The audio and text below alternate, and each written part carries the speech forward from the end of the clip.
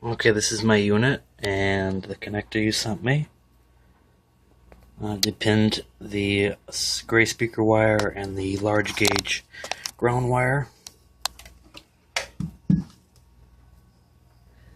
can see the ground wire fits onto the larger pin nice and tight. No movement at all. But the smaller terminals, and this is the same for each one of them, do not fit properly.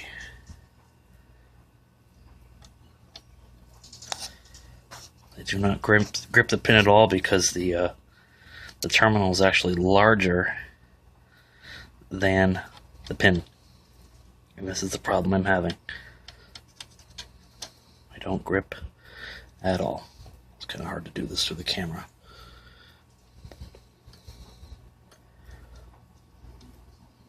And as I stated in my email, this unit is completely stock, and I installed it when it was new back in 2008. Okay.